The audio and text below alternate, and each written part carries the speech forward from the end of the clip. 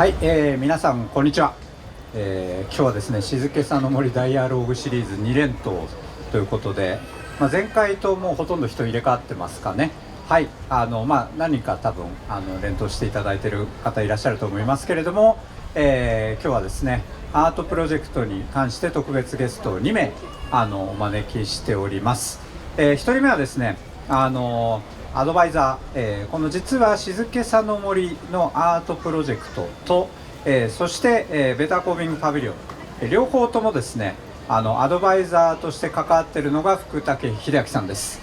秀明さん、よろしくお願いします。よろしくお願いします。福武秀明と申します。今日は直島新美術館の T シャツを着てらっしゃる。そうなんですよ。新しい美術館が5月にできましたので、はい、皆さん万博終わったら直島遊びに来てください。はい、会期中でもいいと思いますけど、はい、よろしくお願いします。後でその話も聞けるのかなと思いますけど、はい、よろしくお願いします。で、2人目のゲストはですね、ベターコービングパビリオンの、最大多様の最大幸福のアーティストでもある、蜷川美香さんです。よろしくお願いします。どうもこんにちは、蜷川です。よろしくお願いします。はい、蜷川さんとは私自身もですね、エイムエタニティアモーメントというユニットを組んで、この、万博の前からずっとアート活動をしておりますけれども、最近だと京都でですね、京都セラ美術館で、展覧会をやったりとか、はい、で今連動プロジェクトとして、神戸水族館アトアというところで、蜷川さんが今回メインの、エイムってプロジェクトは、99% 蜷川さんメインなんですけれども蜷川さんメインのこの、クリスタルのアートをやってるということになります。よろしくお願いします。今一瞬反対かと思ってびっくりしちゃいましたけど、はい、正しいです。はい、プロジェクトで、はい、よろしくお願いします。お願いします。ということで、よく話してよく知ってる2人なんですけど、それがゆえに台本がないんですけどさっき何話すんだろうねって言って、はい、全然わかんない、宮田さんに任すかって言って我らここに今来てます。そうですね。2人はまさにこのベターコービングと静けさの森プロジェクトにもすごく深く関わっていただいたりで、もちろんその会期の前からもこの場所を訪れたりしながらで、実際今日も来ていただいてるんですけども、改めて万博どうですかっていうざっくりした質問からいきたいと思うんですけど、秀明さんどうですか。なんかマイクを離してなんか俺からじゃないぞって顔してるからこそちょっと当ててみてるんですけど。いや楽しいですねで僕らはどっちかというと瀬戸内海で直島とか手島とか犬島っていう島を使って現代アートとか建築を使ったアートフェスティバルっていうのをやっていて、それは3年に1回やってるんですけれども、ちょうど今年がその会期でやっています。でなんとなくそういうイベントをやっているっていう感覚では万博に近いようなところはあるんですけれども、かなり一番違うところ、こんなに人いないんで結構島使ってるので、あとはどっちかっていうと、結構万博って大変じゃ大変ですけど、やっぱり便利でいろんなパビリオンに一気に見れるところあるんですけど、僕らこれ見てもらって分かるように、15ぐらいの島を使ってアートフェスティバルやってるので、一個一個島を船で移動するような形になるので、実際は結構そのアートとか建築を見る時間よりもなんか移動して船に乗ってる時間の方が多かったりするんですけど、そういうところでなんか内省できたりとかリフレクションできたりっていうので、結構ゆっくり時間を使うっていう意味では大きな違いなのかなっていうふうには思うんですけれども、ただ結構新しいそのアートとか文化とか芸術とかテクノロジーを知るっていう意味では結構共通する点も多いなっていうふうに思ったので、はい、なるほど。まさに今おっしゃっていただいたようにアートを見る時間がこの直島あるいはベネッセアートサイトでしたっけでは晴れの場であって、で移動時間がこの毛の場っていうのが内省的な場なんですけども、万博全体でいうとほとんどの空間がもう圧倒的な祝祭なんですよね。でただやっぱこの祝祭だけだとどうしても人が学ぶ何かを気づき残す時っていうのはやっぱ振り返ってる時なので、内省の場が絶対必要だろうということで、アートを軸に問いを開いてこの森を作ろうっていうところを藤本壮介さんとお話をしながら、秀明さんにも監修に入っていただいて、やっぱりこのある種この祝祭の場でありながら静謐な場を作ってきたっていうところなんで、まあちょっとこう晴れとけのバランスは逆転してるようなところはあるんですけども、やっぱこう思想的な部分っていうのは結構つながってる部分はあるかなと思うんですけど、まあただ思ったよりも相当やっぱり大阪の皆さんのこの熱気がすごくて、もうここから最後残り1ヶ月はもう熱狂の状態でフィナーレまで行くんじゃないかなっていうところで、本当に皆さんのパワーを感じているっていうことですよね。そうですね、はい、あとは多分そんなに見たくてもなかなかパビリオン今見れないかもしれないんですけども、やっぱりこういう機会あんまりないし、我々の場合もよくお客さんに言っていただくのは、結構一個一個の作品を興味があってもなくてもじっくり向き合ってみるとやっぱり面白い見方っていうのもあると思うので、あんまりなんかバーッと急いで流れるっていうよりも関心のあるような作品とか展示があったら結構ゆっくり見られたりとか、あとびっくりしたのは結構ボランティアの方すごい聞いたらいろいろ説明してくれるじゃないですか。そうなんです。あれすごい面白いなと思ったので、皆さんやっぱ関わってくださってる人の熱気もすごくて思いもすごく強いんですよね。なんかそこもなんか僕自身もプロデューサーとして関わりながら、本当にボランティアもそうだしスタッフもそうなんですけど、なんか心打たれますよね。で直島まさにそういう直島に関わってくれる人たちの熱量今高いですよね。そうですね、まあ、アーティストとか建築家だけじゃなくて結構僕ら住民と一緒に作品作ったりすることもあるので、歩いてるとめちゃくちゃ声かけてよっていう顔で住民の人が歩いてるのでそういう顔を見つけたら声かけてあげたら皆さん喜ぶと思うし、さっきの万博のボランティアの皆さんの話じゃないですけど、ちょっと話をしたらやっぱりなんか声かけてほしいんですっておっしゃってたんで、なんか皆さん待ってる時間とかにちょっと話をされたらいろんな裏話も聞けたりするんじゃないのかなっていう。なるほど、すごい。またここで万博の楽しみが広がりましたね。ということで宮川さん、はい、今度すみませんお待たせしましたけど、改めて万博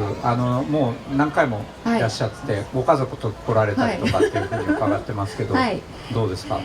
私何回来たのかな、結構 4,5 回 もしかしたらもうちょっと設営の時も含めるとかなりの回数来てるんですけれども、やっぱり来るたびにこう熱気がこうどんどん増えてってるのを感じるのと、やっぱりここにしかない空気感があるなっていうのは何度来ても思いますね。でそれはやっぱりこのなんか限られた時間の中だからこそこう集まってエネルギーがもうなんか火花散るぐらいのものすごいエネルギー量の場所になってるので、やっぱりこの場所に来るだけでいろいろ感じれることがあったりとか、あとは私はやっぱり写真撮るので、もうねあと何ヶ月かしたら全部こうどんどん解体されて、あと1ヶ月かしたら解体されていくと思うと、二度とこう見ることがない景色だったりとか、こう皆さんのお顔も含めてそういう瞬間がこの中にすごい詰まってるなっていうのはいつ来ても結構興味深く心を打たれながらシャッターをしてるんですけれども、どこにもない空間に今なってるなっていうのは来るたびに思いますね。なるほど。今日も回りながらお写真撮られてたと思うんですけど、この、万博の空間の中ですごくなんていうのかすごくユニークで心に残ったシャッターをした瞬間というのはどういったところがありますか？やっぱり大屋根リングにがちょっと入ってる風景っていうのはとってももちろんユニークなのとあとやっぱり空がすごく、東京もそうですけどおそらく大阪の街でもそうだと思うんですけど、こんなに広く自然の環境を感じる場所ってなかなかないと思うんですよね。なんか曇ってきたなとか日が照ってきたなとかちょっと風が吹いてきたなみたいなことって普通に生活してるとなかなかその状態は常にあるけれども感じられないようなことがより感じられる会場の設計になってるので、それがすごい素晴らしいなって思いながらいつもシャッターしてます。なるほど。ということは静けさの森にもそうです自然があるということは静けさの森です。あと静けさの森は私本当にここの設営してた時に真冬に来てたんですけど、なんか木は植わってたけど草一本生えてなかったんですよね。で生える5月ぐらいにはもうすごい生えるよって聞いてたけど、すごく心配してて本当になるのかなと思ってたけど、私詰められましたからね。本当にこれ素敵になるんですか？大丈夫ですかって、でも本当心配するぐらい何にもなかったんですよ。木が何本か植わってて、それを支えるこう紐みたいなのがひたすら目立ってて、ちょっと勝手ながらすごい心配してたけど、こんなにこうね、植物の生命力ってすごいなと思いますけど、本当に森になってで夏はすごいカエルがゲコゲコ鳴いてそうでて、いろんな生物が出てきて、なんかコウモリとかもいますよね。はい、コウモリっぽいものでなんかいろんな生物がここに集まってくるっていうのを目の当たりにしてみて、それもすごいとっても感動的な半年間でした。そうですね、これ前のセクションでも話したんですけども、夏はカエルが鳴きすぎてて、なんか演劇をやろうと思ったんですよ、8月に。すごいんですよ、カエルの声。もう無理っていう、カエルの方が勝っちゃってて、声が横の人にも通らないぐらいのレベルだったんですよ。でもどっから来たのと思うじゃん。なんかトンボもさっきめちゃめちゃいっぱい飛んでましたよね。なんか土の中にいたんですそう、かね。卵がいっぱいあってっていうすごい大合唱でしたよね。はい、もう本当にカエルに負けたっていう。でも大丈夫です、繁殖期終わるんでって言ったら本当に終わって、はい、生き遅れたカエルが1匹2匹鳴くぐらいになったあいつ不器用なやつなんですよってなんかめでながらそのカエルと演劇やってましたこれでも僕もなんかさっきの宮田さんのあれじゃないです、もうすぐ終わっちゃうじゃないですか、はい万博とかって、で美香さん、僕なんかちょっと興味があるのが、美香さん写真家で多分皆さんも興味があるかもしれないんですけど、万博めっちゃ写真撮ってます。まず結構撮ってると思う。どういうとこをどういうアングルで美香さん撮ってるんだろうと思って。結構インスタに載ってるんで、ぜひ見て、蜷川美香で検索していただくとあるんですけど、なんだろうな、なんかこんなにみんなの気持ちが上向きな場所ってないと思うんですよね。でやっぱりそういう感じってなんていうのか、絵にも映るし、撮ってる私にも伝染してくるので、なんかほら楽しい気持ちで伝染するじゃないですか。でそれでみんながどんどん楽しくなって楽しい空間になってっていうエネルギーを移すっていう気持ちなので、なんか物理的にどこを撮るといいよみたいなのは、でもね、すっごいいろんな面白い角度があるんで、自分がとにかくここが面白いっていうところを追求するといいんじゃないかなと思うんですけど、なんか楽しい気分で撮ると楽しくなるよっていう、すごいなんかいいなと思って撮る感じなのか、もうなんとなくもうずっとパシャパシャパシャパシャ撮ってる形。でも結局はやっぱりいいなって思った瞬間を撮るっていうのがすごく大事で、そういうのを撮ろうって思って、もちろん万博の中もそうですし、日常生活でもそうなんですけど、なんかいいものないかなとか素敵なものないかなって思って世界を見ると、そういうのを見つけれる力がついてくるんですよ。いや、圧倒的にヒット率違うんですよ。だから私なんかそれは宮田さんとは違いますよまあそうなんですけど、それこそ森山大道さんとか何万枚取って何枚とかって言うじゃないですか。で蜷川さんも一応森山大道の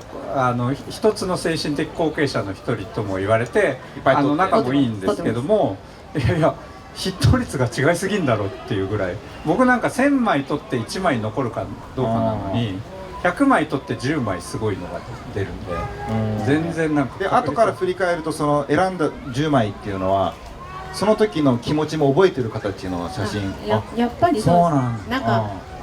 もうほら携帯である程度のものをすごく撮れるから、機材使える使えないってあんまり関係ないので、何を素敵だって思ったかっていうことのみが結構重要かなと思ってやってます。いや、それこそ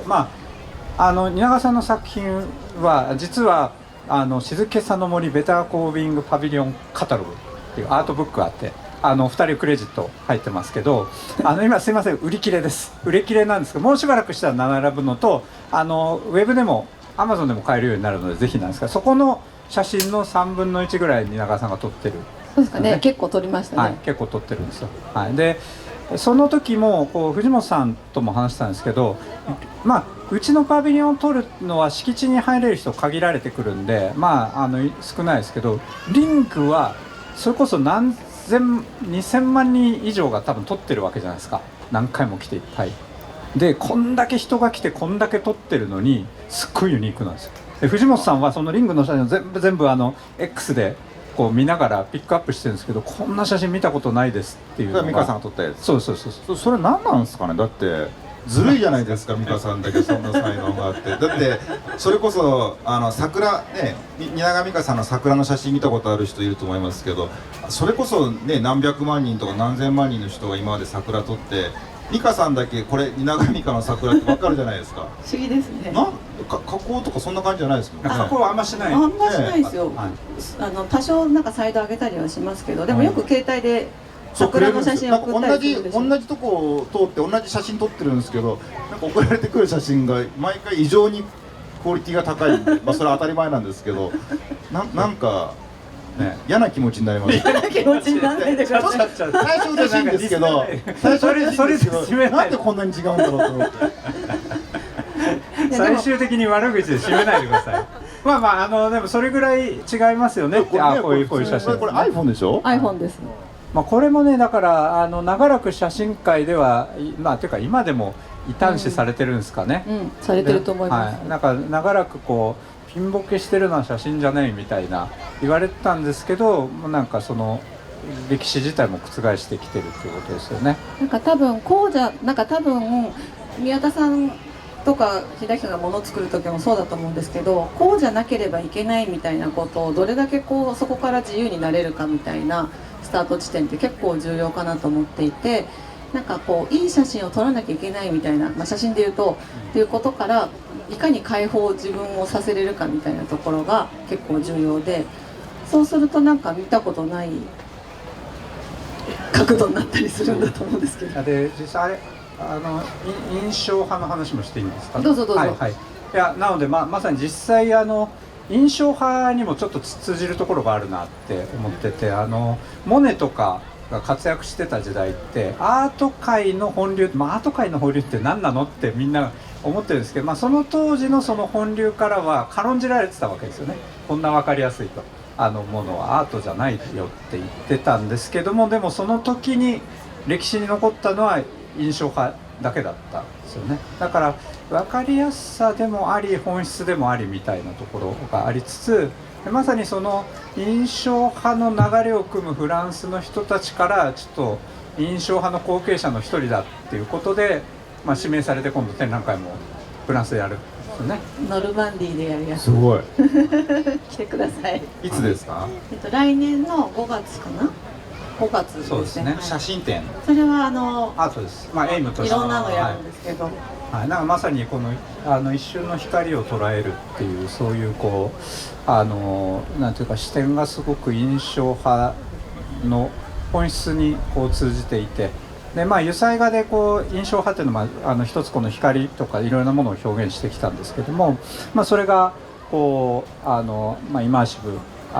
写真だけじゃなくて映像だったりとか、あるいは空間体験でこう表現していこうということで、今回のそこからちょっと強引に作品の話にも入ってくるんですけど、今回のいわゆるベターコービングにも飾られている最大太陽最大幸福っていうのもまさにその光がテーマになってるんですよね。この光っていうのは現代アートの中でもいろいろな作品が作家がこうずっと追求してきたものだったんですけども、それをこの屋外空間の時に見るので何が一番いいのかってことを考えた時にこの、クリスタルを選んだっていう感じだったんですよね。でその配置も普通のなんでしょうね、今までのクリスタルって機械的にバーって並べるんで、ある種すごい熱量とか圧はあるんですけど怖さもあるんだけれども、これを蜷川さんの狂気の手作業で全部違うんですよ並びが、はい、一個一個全部こうこれはクリスタルを紐そうですね、テグスだったりもぶら下げてるんですよね。これはあそこに下がってるのはかかってるのとは違うクリスタルですね。蜷川美香のクリスタルというのかね、はい、よりのというのか、とにかくすごい狂気の沙汰で作ってるんですねこれだからもう一個一個美香さんが内職してなんかそうですそうです、作ってるパーツもついてるパーツもずっと。でもこのパーツ自体は全部作ってるっていうか普通にその辺で買えるものとか、買えるものに自分が作ったのも足して、その並び順というか、結構色彩的なこととかいろいろ、これもそうですけど並び順っていうのは実は結構繊細にやっていて、一個一個全部手作業で作ってます。これでもずっとそのさっきのお話じゃないですけど、写真であれだけ蜷川美香ワールドが築かれてきた後にこのクリスタルをやろうと思ったきっかけっていうのは全然違うじゃないですか写真と。なんかきっかけがあったんですか？なんかなんでそうなったのかいまいちよく覚えてないんですけど、多分なんか同時な感じではあった気がしますけどね。なんかそれぞれはい、多分複数の要因が絡まって、で葛西臨海公園でクリスタルを始めたんです。なんか展示をしなきゃいけないみたいなのから結構始まってるんですけど、写真じゃない何かを展示してくれって言われたんですか？じゃなくてエイムとして、エイムとして、なんか写真がベースなんですけど、そのアウトプットは意外とあんまりこだわりがなくて、やりたいこととかいいなって思うようなことがしっかりあれば、それが写真だろうが、映画だろうが、写真を使ったインスタレーション、映像を使ったインスタレーションってとこまで来てたけど、ついに何も関係ないクリスタルだけのインスタレーションに気づいたら、随分遠くに来たなっていうか、そういえば写真一個もないなっていう作品ですね。そうですね、そうなんですよ。写真結構これやるときってなんか人格変わるんですか？その要は写真家の時の蜷川美香と映画監督の時の蜷川美香とクリスタル内職してる時とか変わんない。変わらない。なんかとにかく作りたくてしょうがない何かの初期衝動みたいなことでやってるから意外と変わんないですね。これ秀明さんが見ててアーティストによって変わるタイプっていうのもいるんですか？なんか人格がですか？人格はなんか変わっていくっていう人は結構いるんですけど、要は並行してずっとやっていく人ってあんまり見ないので、リヒターとかでもそうですし、杉本さんでもそうですけど、もうどんどん変わっていくじゃないですか、スタイルが。なるほど。で美香さんの場合結構変わって蓄積されていくじゃないですか。どんどん忙しくなっていくもうやばいんですよ。レジンもやって写真も撮ってみたいな。そうですね。そうか。リヒターも杉本さんも何々期みたいな感じで、こう集中的にやって次のところに行くっていう感じですよね。それはそれでなかなかまたすごいじゃないですか、自己否定をして。確かに、もうこれはいいみたいな、ガラスの木があったり、こうアブストラクトペインティングの木があったり、写真やって次建築やって次杉本さんと文楽やってとかっていうパターンもあるし。私全部並行型ですね。だから僕不思議だなと思ってて、で結局でもじゃあ映画やめてるかとまたやり始めるじゃないですか。やり始めながら多分内職してる。内職して写真はずっといつでも撮ってるし、でなんか演劇的なことをやるって話があったりとか、脈々みたいにこうなんか顧脈がどんどん増えていくみたいな感じですね。どんどん増殖してたまに合体してまた分離してみたいなのが確かにずっと同じラインが何本もあってやってますね。だからそういう意味では結構楽しみですね。次美香さんが何やるんだろうとか。そうですね。結構合ってるけど会うたびに新しい報告がありますもんね。ちょっとだったらなんか新幹線のラッピングしたのよ。そうですね。新幹線です。厳密新幹線ってやつですね。バスも走ってるんです。何をやっても不思議ではないですよね。何やっても蜷川美香ワールドがあるっていうのがやっぱ結構すごいなって思います。そこは確かに唯一無二の一つのポイントかもしれないですよね。なんか前秀明さんも言ってましたけど、色のバランスだけで個性を表現できる人っていうのはアーティストの中でもほぼいないですよね。このパターンで色が並んでたら蜷川美香だっていうのが、そう今日もだから拍されてます。なんかど根性ガエルみたいな。ありがとうございます。ここに乗っ取られT シャツに乗っ取られた私みたいなそういうコンセプトですけど、はい。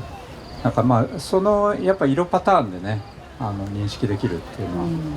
あんまりないですよね、他にもね。色を作るっていいんじゃないですか。そのイブ・クラインブルーとか、ミカピンクですかね。ミカピンクなんかね、なんか作ったらいい。なんか確かにあれはそのカラー重ねみたいなね、昔の日本の平安時代にあった色のなんていうのか3つの組み合わせとか2つの組み合わせでアイデンティティを表現したりする。なんか脈々の美香さんバージョン見てみたいです。作ったんですよ。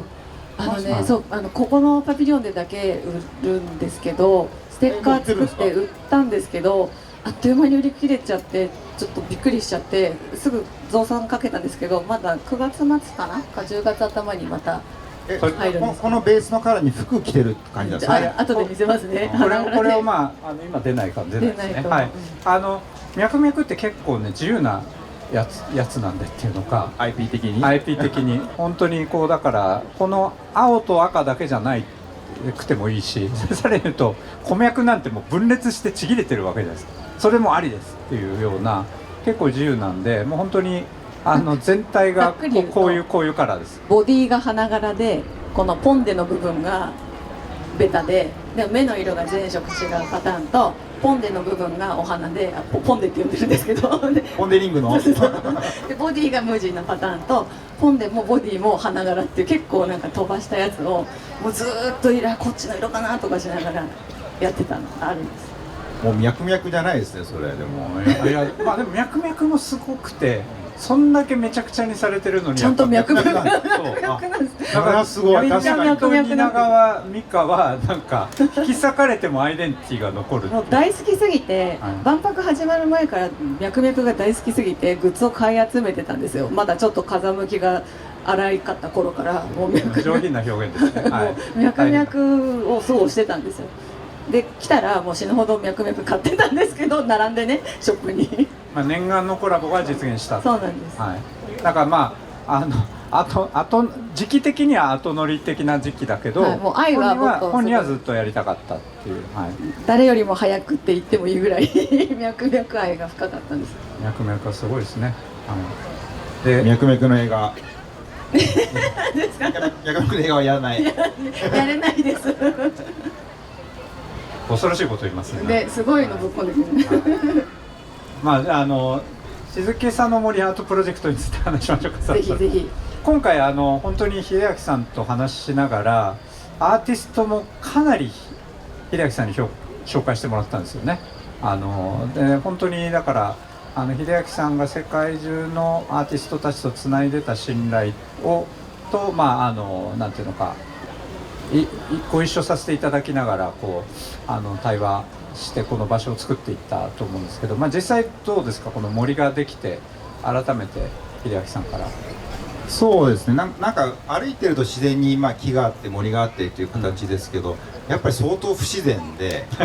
でもなんかそれが自然に、なんか当たり前のようにみんなが森の中を歩いてるっていうのはすごい、嬉しいしなんか斬新な気持ちになるし、あとはそこにね今回の宮田さんのパビリオンもそうですけど、これだけなんか開放的なパビリオンってなんか見たことないし、そうです。万博史上あるんですか、その屋根とか壁がないパビリオンっていうのは。ないんじゃないですかね多分。最初すっごい怒られましたけどいろいろな人に何やってんだってお前、ここで一体何をやるんだっていうで実際自分で作った後もすごいやりにくかったですはい、まあでもとはいえやってみて分かることっていっぱいあって、本当にここに来て日の光を感じて風を感じその日の、雨すらも呼び込んだりするっていうことでもう景色も変わってくるんですよね。だからそれをみんなで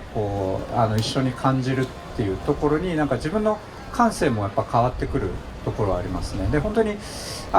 静けさの森もベタコーミングパビリオンもスタッフがね本当にみんな素晴らしくて、なんか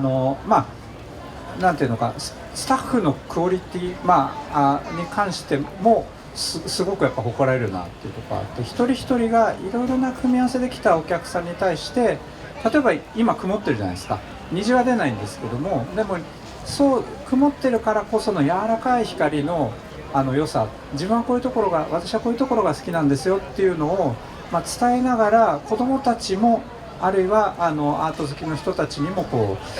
ミュニケーションを取って伝えていくっていうところが実際やっぱ立ち上がってみて、やっぱその変化する環境だからこそなんか一期一会をなんていうのかスタッフが作ってくれるっていうのが本当に素敵だなって思いました。でこれも結構やる前はいろいろ言われてたんですけど、実際やっぱその体験をした人たちからは本当に評価がいい形でいただいてますね。これアーティスト側としては美香さんとしては普通アーティストでパビリオンで展示するっていうと、ある程度囲われた部屋の中でイメージするじゃないですか。なんかこの状態でやってくれって言われた時はめちゃくちゃやっぱ難しくて、何を考えるんですかね。まず私は虹が出る雨が降るっていうところに何もない時でも持つ何かっていうすごい難しいお題だったんですよね。だから自分の表現だけだったら透明なだけにしなかったんですけど、虹だったりとかその雨だったりを邪魔しないけど支えれるものっていう感じだったので、そこがすっごい難しかったですかね。物理的にも外なので本当はテグスワイヤーが見えない方がいいなとか、もっといろんな材料使いたいなとかあるけど、それも相当限られるが、難しかったのはやっぱりどういろんな天候が変わった時でも素敵に見えるように支えれるかっていうのが難しかったですね。なんかなんでしょうね、普通の芸術祭とかだったら今日諦めてくださいってなるじゃないですか。あるいはもうこれはこういう時だけ見れるものですってなるんですけど、万博はやっぱ老若男女いろいろな人たちが来て、アート文脈だけでもないわけなので、そこに来てくださった方の一期一会をやっぱり一定の質で結ばないといけないわけですよね。でなんでしょうね、寒くて雨が降ってた4月の最初の日だけはちょっと本当すいませんっていうところであるんですけど、それ以外の日はなんとか成立してきたと思うんですが、このなんていうか天気のとか条件の振れ幅の中で一定以上のものっていうのがね、すっごい難しいですよね。これ皆さん想像できないかもしれないんですけど、これ設営した時は本当寒くて、寒い中霧とかを吹かせるから、もうやめてよっていう、なんか本当やめて氷みたいな感じだったんですよね。でも僕なんか面白いなと思ったのが、結構外にアート作品を置こうとすると、パブリックアートとかだとがっしりしたものを作るじゃないですか。で今回これで壁とか屋根がない中で、半分パブリックアート、外に結構柔らかい作品を置いていて、これがもしうまくいくと結構今後のパブリックアートの在り方とかも含めて変わっていく可能性があるんじゃないのかなっていうふうに思ったんで、もうぜひ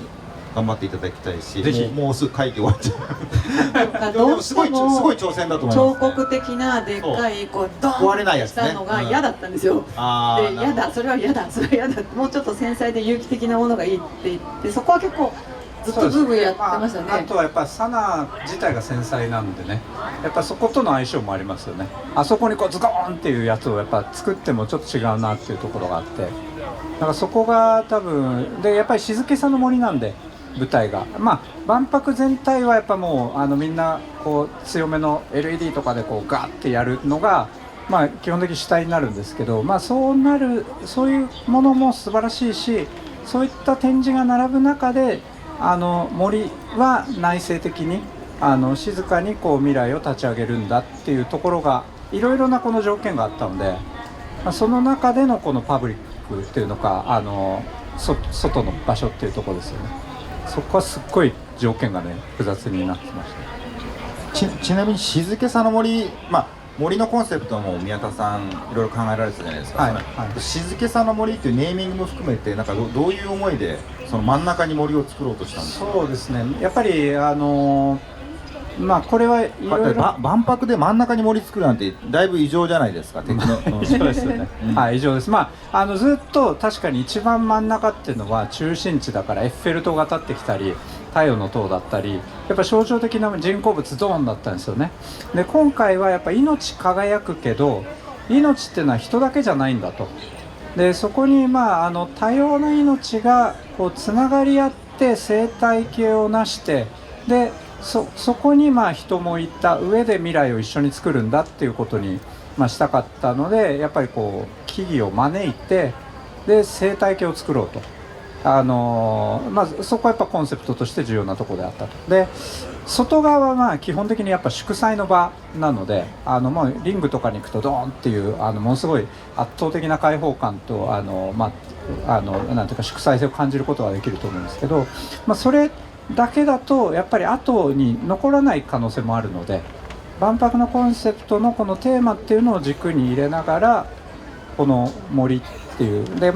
人によってはもう気づかず通り過ごすようなものになりうるんだけれども、やっぱりこう内省的な場所をアートとともにちょっと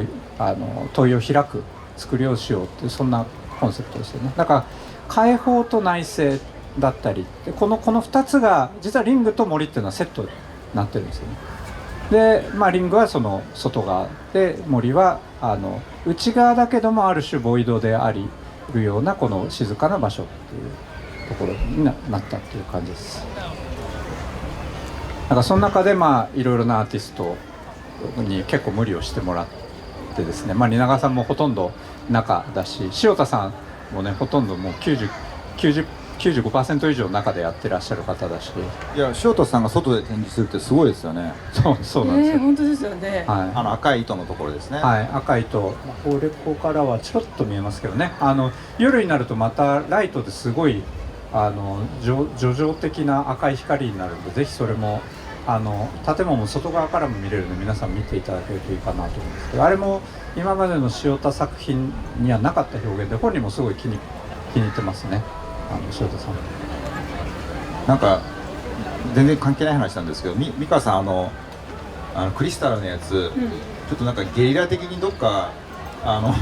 博の会場にどっか吊るして今から勝手に吊るしたら怒られるんですか？直島に吊るしに行くそうでしたら、直島に吊るしに行くなんか分かんないようなところにポソッとね。まあなんてこと提案するんですか？今からちょっと無理だろうな、なんかね。まあでもなんかいろんなとこ勝手にかけれますよね。リングにかけてもいいかもしれないですよね。そういうことね、本当はね。リングにかかってるかも。確かにね。あそことかかけれそうですね。あれは結構自然光がバシッと入るとこだったらどこでも成立するので、結構なんか面白い。結構見たいけど見れない人多いんじゃないですか。今宮田さんの旅も帰れなかったりとか、外から見ようと思ったら見れるんですか？朝と夜にちょっとの時間だけ自由観覧ができるんですよね。はい、これは蜷川アイディアなんですよ。絶対にそういう時間を作った方がいいですって。何時と何時ですか？朝一と終わる直前でしたっけ？朝一と終了直前ですね。今日だと終了直前だと何時ぐらいから？正確な時間僕ら言えないですけど、言えないんだ。いや言えないというか公開してるんですけど、20時何分だっけ？はい。なるほど。はい。でも来ていただくと一応入れるんですよね。入れます。列ができるのかな？列ができて一定以上になるとちょっともう入れなくなるんで、見れるところで列を打ち切るっていうそんな感じですね。はい。でもほら宮田さんとこ予約取るの人数少ないし大変だから、でもちょっとでも多くの方見れた方がいいから、そういう時間を絶対作った方がいいですって結構初期にね。宮田さんのとこって自分でもある。まあでもパビリオン自体がすごく大変だから。それこそね、いろんな国のパビリオンが自分の国からいろんな名作を持ってきてますけど、美香さんの作品もね、来年吊るしてるやつがパリに行くんだとすると、ぜひなんかね見てもらいたいですよね。いろんな人にできるだけ吊るしてる作品はちなみにどうやって持っていくのかっていうと、なんかジップロックに入れて一個一個ジップロックに入れてるらしいですよ。これもう全部ジップロックに入れて、下にこうやって靴下履かせるみたいに入れて、こうやってズルルルルって上げてギュッて締めて、でまた一本一本なんか位置があるんですよね。決まってるんですよね。番号書いて、すごいもう気が遠くなるようなジップロックの数がうちにありますけど。はい、ジップロックで、じゃあフランスにゲリラ的になんかやりますかね。そうですね。まあでも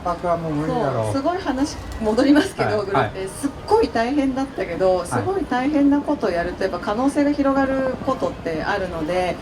自分の自由にやることもすごく大事だけど、それは言ってみれば自分でできるから、ある種いろんな制約がある中で頑張ると出てくるクリエーションってあるわけなんですよ。でそれが例えば今回だったら、じゃあ外でできるところまで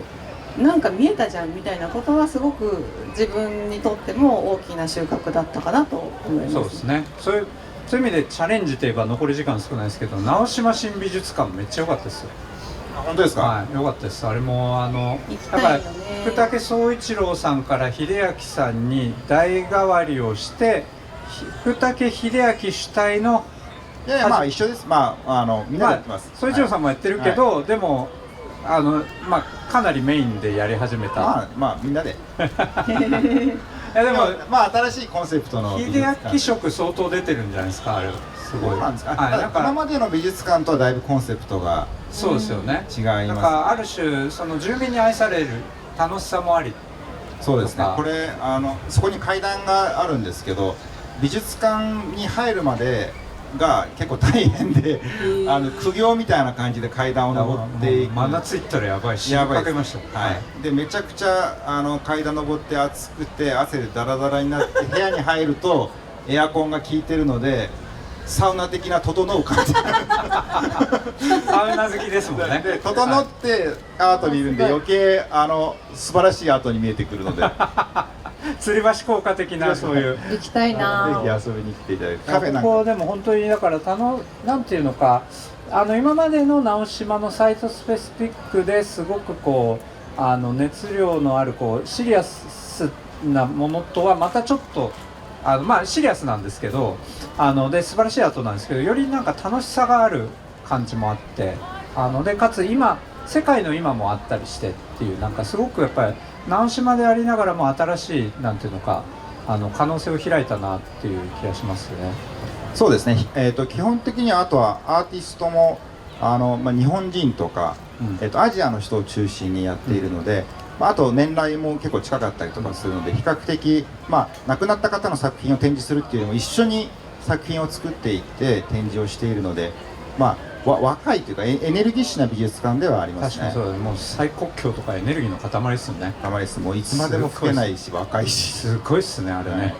あれもめちゃくちゃ良かったですね。これは、これ実は直島手島犬島で9番目の美術館になるので、実は辺のエリアにも9個ぐらい美術館があるので、もしアート好きとか美術館好きの人がいたら一気にそれこそ万博的なスタンプラリーみたいな感じでいろいろ作品見れるので、ぜひ遊びに来ていただいて、であとは今言っていただいたように、普通他の美術館は我々結構一回作品を展示する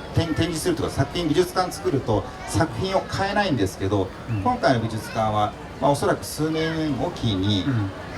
変えていくような形に、普通の美術館みたいに数ヶ月おきに変えることはないと思うんですけど、ちょっとずつ入れ替えていく順番になんか育っていくような作品にしていきたいなと思ってます。なんかこの島のこの今と世界の今を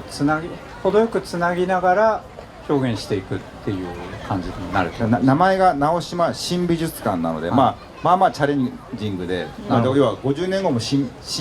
美術館じゃないといけないので、もう世の中の新なんちゃらってとこ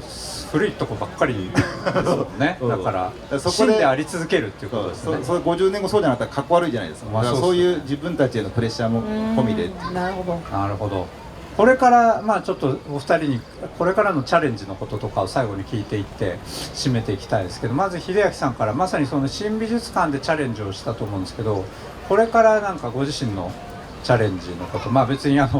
子供チャレンジのチャレンジでもいいんですけど、島次郎と何をチャレンジするのかみたいなのでもいいんですけど、直島としてのチャレンジなのか経営者としてのチャレンジなのか、なんかぜひ伺いたいんですけど。島次郎もじゃあ蜷川美香店主お任せください。チャレンジですよ。こっちの方ですけど、でもいいかもしれないですね。ずっとだって虎柄のね方で来たの突然容赦ないですけどいいですか。国際色に確かにすごそうですよね。子供が泣かないようにしていただいて。泣いちゃうかもね、島次郎ね。でもマジでやりますか、島次郎。会長のご覧こう。ぜひいつでもお声掛けください。確認します。はい、ぜひ。もう一個真面目な方も聞いていいですか。真面目な方として僕らこの活動40年ぐらいやっていて、でまた次の40年、50年、100年この芸術、文化活動を続けていこうと思っているので、あんまり僕らはプロモーションはしてないんですけれども、新しい作品ができてもあんまりアナウンスしてないんですけれども、結構毎年新しい作品が増えていったりとかしているので、なんか気づいたら面白い作品が加わっているので、ぜひ一回訪れたことがある人たちもまた遊びに来ていただいたらいいなっていうふうに思いますし、また今のところでいうと3年後ぐらいに大きなプロジェクトが今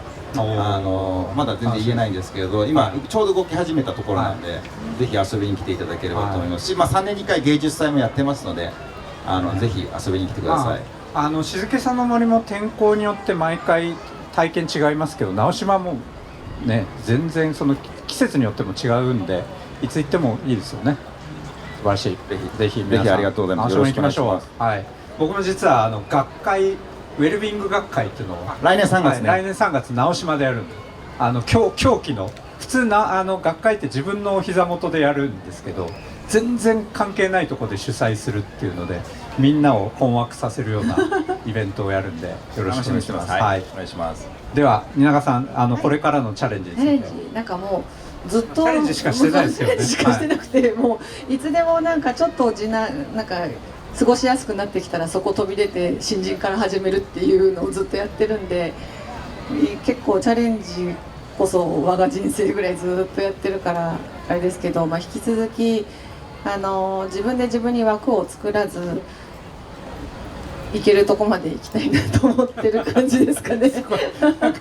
気合を述べるみたいな感じになってるんですけど、でもなんかもう日々チャレンジ、どんな小さいことも大きいことも、島次郎も国際色にしていくかもしれないし、はい、パリになんかでっかいのを作るかもしれないし、脈々の映画を撮るかもしれないし、脈々と映画本当何にもないんで皆さんツイートしないでください。そんな事実は一切なく、福武秀明の妄想なんで、はいはい、日々丁寧にチャレンジしながら生きていきたいと思います。はい、枠をということですね。はい、はい、ということでちょうど45分になりました。皆さん本当に、今日もですね、お付き合いいただきありがとうございます。本日のトークイベントはこれにて終了になります。どうもありがとうございました。ありがとうございました。こんな貴重な万博の時間を皆さんに使っていただいて、はい、45分ねご一緒できて大変光栄です。ありがとうございます。